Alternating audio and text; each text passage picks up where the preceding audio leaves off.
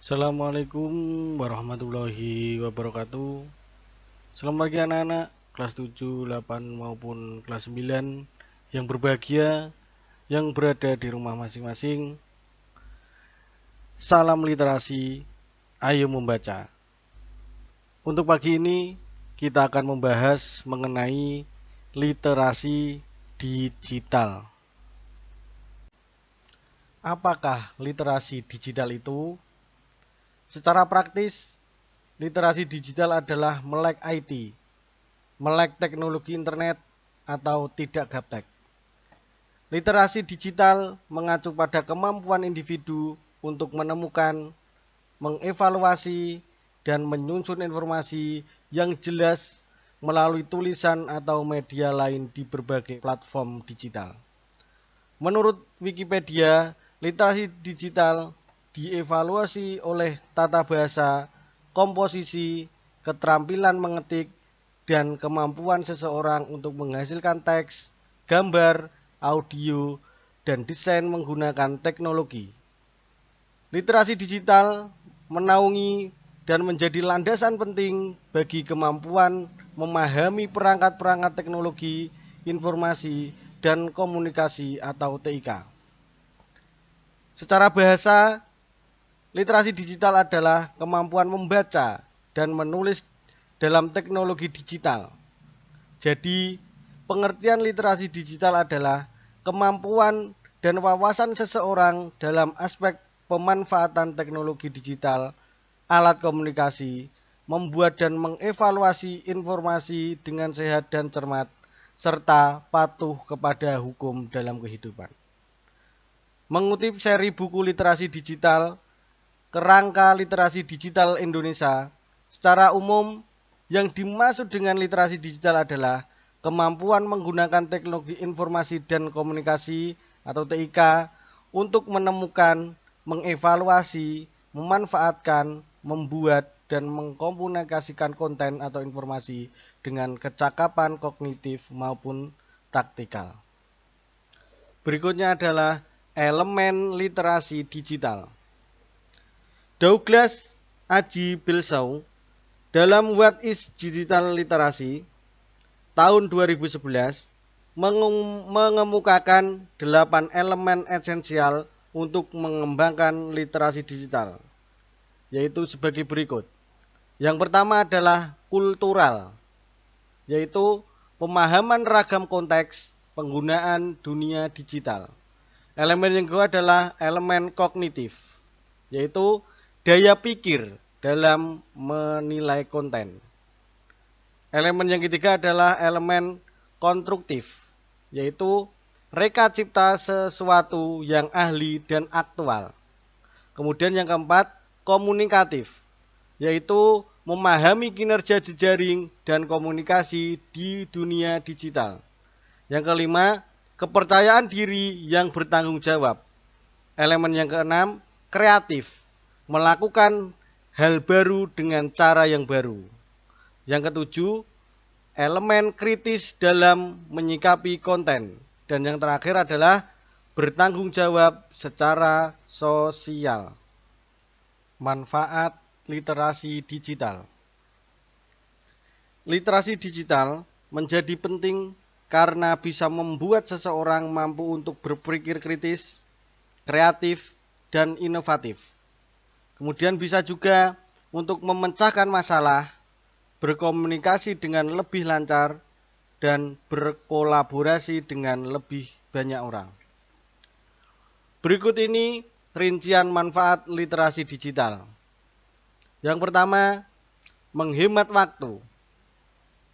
Kita bisa mencari referensi di internet dapat dilakukan kapan saja dan di mana saja. Yang kedua, manfaatnya lebih hemat biaya. Jadi di dalam digital banyak web dan aplikasi gratis di internet yang menawarkan diskon. Manfaat yang ketiga, memperluas jaringan.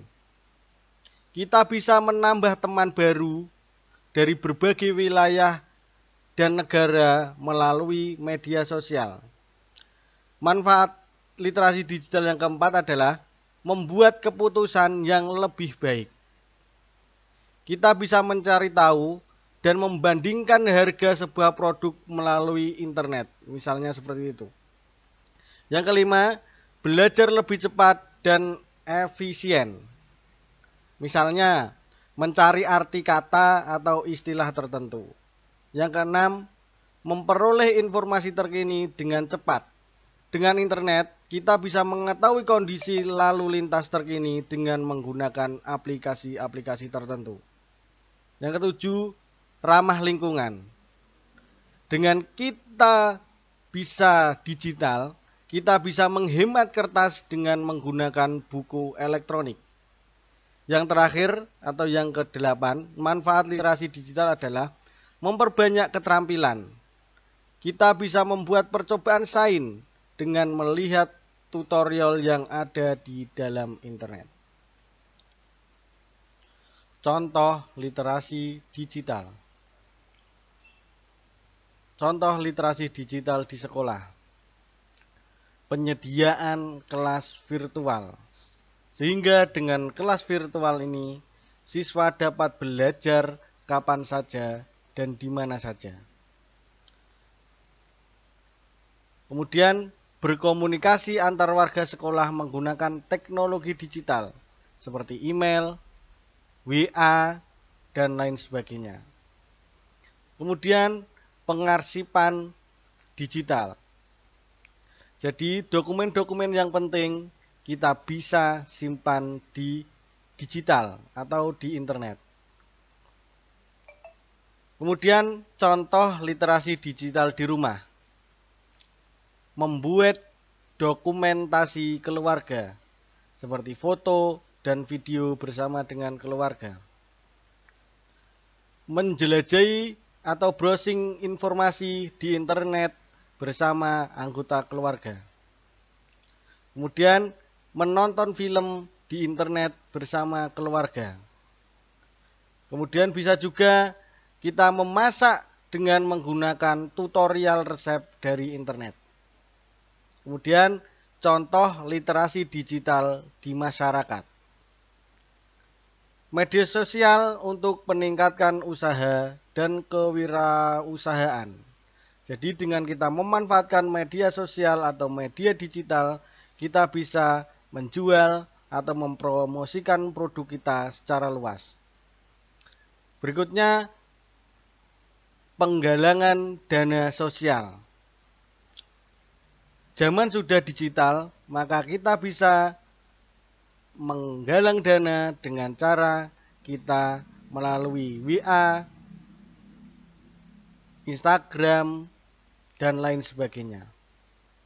Kemudian menggunakan petisi daring atau online. Yang berikutnya, dengan dunia digital ini, kita mudah mencari pekerjaan.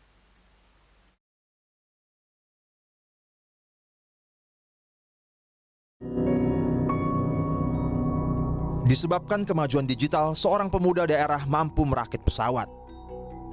Gara-gara digital pula, siswi SMP lompat dari lantai 4 sebuah gedung, bunuh diri. Perkembangan dunia digital yang begitu cepat dan masif memang bisa dilihat dari dua perspektif. Bisa positif, bisa juga negatif. Ibarat senjata, digital sesungguhnya hanyalah alat. Kemanfaatannya tergantung pada kepiawaian masing-masing menggunakannya. The man behind the gun. Hairul, pemuda asal Palameang, Kabupaten Pinerang, Sulawesi Selatan, adalah salah satu contoh cerita sukses. Dengan belajar otodidak dari saluran media sosial YouTube, dia berhasil mewujudkan obsesinya. Dia merakit pesawat model ultralight dari barang-barang bekas. Sebaliknya, SN, seorang siswi SMP di Jakarta Timur, menjadi kisah sedih. Perundungan yang diterimanya di media sosial diduga menjadi pemicunya melakukan bunuh diri. SN tentu tidak sendiri. Sebuah penelitian menemukan generasi Z adalah generasi yang sering berhadapan dengan perilaku menekan, mempermalukan, mengancam, dan melecehkan seseorang melalui pesan di internet dan media sosial, baik sebagai korban maupun sebagai pelaku. Persoalan lain yang tidak kalah besarnya bagi bangsa ini adalah perilaku kecanduan penggunaan digital yang sudah pada taraf mengganggu kesehatan. Persoalan pencurian data pribadi, penyebaran konten pornografi, terorisme, hingga hoaks politik bernuansa SARA yang merobek-robek persatuan anak bangsa. Di banyak negara, menyadari sedemikian besarnya dampak dari perkembangan dunia digital tersebut, upaya literasi digital pun digencarkan. Finlandia, Swedia, dan Belanda termasuk negara yang serius mengajarkan literasi digital sejak dini kepada masyarakatnya. Konsep literasi digital ini pertama dilontarkan Paul Gilster tahun 1997 dalam bukunya yang berjudul Digital Literasi. Gilster mendefinisikannya secara sederhana sebagai kemampuan untuk memahami dan menggunakan informasi dari beragam sumber digital. Kita tentu berharap kepada pemerintah agar sungguh-sungguh memperhatikan persoalan ini. Berdasarkan data 2019, dari 268,2 juta total penduduk Indonesia, paling tidak ada 150 juta pengguna internet dan 130 juta pengguna media sosial. Kepiawaian ratusan juta warga dalam menggunakan internet ini perlu segera dipastikan dan terus ditingkatkan.